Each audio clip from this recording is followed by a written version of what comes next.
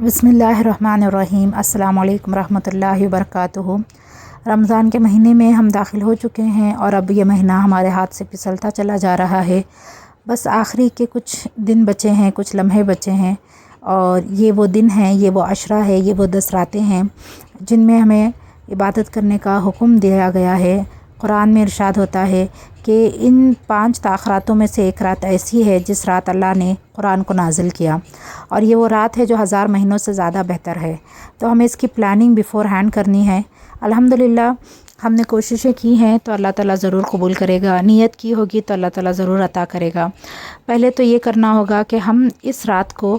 मामूली नहीं समझे। जब तक हमें इसकी अहमियत का नहीं पता होगा हम इसके लिए मेहनत नहीं करेंगे। तो हमें इसकी अहमियत का अंदाज़ा इसी बात से लगा लेना चाहिए कि हदीसों में आता है आप सल्लल्लाहु अलैहि वसल्लम इन रातों में इबादत के लिए अपनी कमर कस लेते और अपने घर वालों को भी जो है इसके लिए तरगीब दिलाते कि वो जो है इन रातों को जागें और इबादत करें। तो हमें अपनी नीयत दुरुस्त करनी है, इसलिए नहीं जागना है कि जो है घर से प्रेशर है या फिर लोग क्या कहेंगे कि नहीं जाग रहे, या कोई मुकाबला हो रहा है बहनों का, या जो है घर में आपस में एक दूसरे से मुकाबला बाजी कर रहे हैं कि मैं इतनी रात तक जागी, तुम कितनी रात तक जागे, इस तरह से नहीं, बल्कि पूरे खुलूस के साथ अल्लाह को राज़ी करने के लिए जागना है और अपने औलाद को भी, अपने घर वालों को भी जो है जगा कर रखना है ताकि सब जो है इबादत में बराबर के शरीक रहें। घर का माहौल अच्छा बनाना है क्योंकि रात का वक्त होता है, नींद आती है, तो थोड़ा सा कुछ स्नैक्स वगैरह रेडी रखें या फिर जो है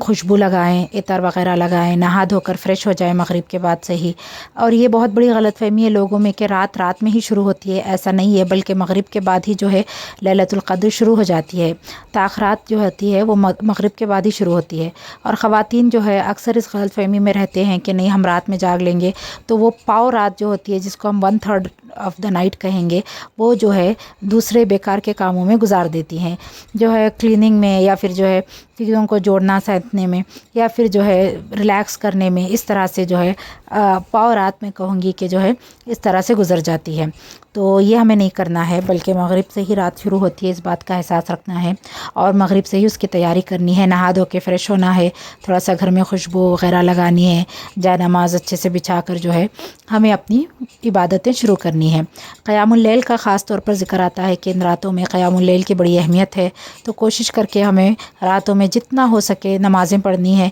अगर लंबे लंबे सूरे याद नहीं है, नहीं पढ़ पा रहे, तो कोई बात नहीं, अपने सजदों और अपने रुकों को लंबा कर लीजिए, अपने जो है उसकी तस्बीहात को लंबा कर लीजिए, तो इंशाल्लाह आपका जो है नाम लिख लिया जाएगा क़यामुल लैल करने वालों में। उसके अलावा कुरान की तिलावत पर का एहतमाम करना है, उसको गौर व फ़िक्र के साथ पढ़ना भी है, थोड़ा सा पोर्शन हिफ्ज़ भी करेंगे और जो हिफ्ज़ किया है उसको रिवाइज़ भी करेंगे। इसी के साथ जो है ज़िक्र व अस्कार का एहतमाम करेंगे और कोशिश करेंगे कि सदक़ा भी दें, क्योंकि इस वक्त का दिया हुआ सदक़ा गोया ऐसा है जैसे हमने कई हज़ार साल सदका किया, या उसका जो अजर होगा वो कई गुना बढ़ा कर दिया जाएगा। तो हमें ये बात जहन में रखनी है कि अगर हमने जो इबादत की है, चाहे वो सदका देना हो, चाहे कुरान पढ़ना हो, चाहे ज़िक्र करना हो, चाहे क़याम करना हो, नमाज़ें पढ़ना हो, तो अगर हमने लैलतुल क़द्र को पा लिया होगा, उस रात भी हमने इसी तरह इबादत की होगी, वो लैलतुल क़द्र की अगर रात होगी तो हमें 1000 महीनों के बराबर जो है उसका अजर सवाब मिलेगा, जो कि हम कैलकुलेट भी नहीं कर सकते, इतना ज़्यादा। तो कोशिश करनी चाहिए कि बेशक हमें सूरे लंबे लंबे नहीं आते, हमारी जो क़याम होगा वो लंबा नहीं होगा, लेकिन हम रुकू और सजदा तो कम से कम लंबा कर सकते हैं। इसके अलावा जैसे बताया गया कि मगरिब से ही इसकी तैयारी शुरू करनी है और मगरिब से ही इबादतों का एहतमाम कर लेना चाहिए। दुआ की बहुत फजीलत है कि हज़रत आयशा रज़ियल्लाहु अन्हा से रिवायत है कि उन्होंने पूछा था आप सल्लल्लाहु अलैहि वसल्लम से कि अगर इस रात को मैं पा लूँ तो मैं क्या करूँ, तो हम बता दिया गया कि इस दुआ का एहतमाम करें, अल्लाहुम्मा इन्नका अफ़्वन तुहिब्बुल अफ़्व फ़अफ़्व अन्नी। तो अफ़्व जो लफ्ज़ आया है इस दुआ के अंदर, इसका मतलब है कि मेरे गुनाह इस तरह से माफ़ हो जाए कि रिकॉर्ड से निकल जाए, यानी कि उन दुआओं का फिर उन गुनाहों का कभी दोबारा ज़िक्र ना हो। तो ये दुआ बहुत जामे दुआ है। अगर हमें कोई बता दे कि एक ऐसी चीज़ क्या है जिसको अगर मैं कर लूँ तो गोया मैं कामयाब हो जाऊँ, तो हम सब चाहते हैं कि हमें कामयाबी हासिल हो, तो वो कुंजी जो है कामयाबी की आप सल्लल्लाहु अलैहि वसल्लम ने बता दी और वो कुंजी है अल्लाहुम्मा इन्नका अफ़्वन तुहिब्बुल अफ़्व फ़अफ़्व अन्नी। तो अगर हम थके हुए हैं, लेटे हुए हैं, ज़ाहिर सी बात रात रात जाग कर गुजारना मामूली काम नहीं है। अगर हम थोड़ा थक गए हैं या रेस्ट करना चाह रहे हैं, लेटे हुए, तो हम इस दुआ का विर्द जो है अपनी ज़ुबान पर रखें, अल्लाहुम्मा इन्नका अफ़्वन तुहिब्बुल अफ़्वा फ़अफ़ु अन्नी। ये जो अफ़ू लफ्ज़ आया है इसके अंदर, ये कोई मामूली लफ्ज़ नहीं है। इसका मतलब है कि गुनाहों को इस तरह से माफ़ कर देना कि उसका रिकॉर्ड ही मिट जाए,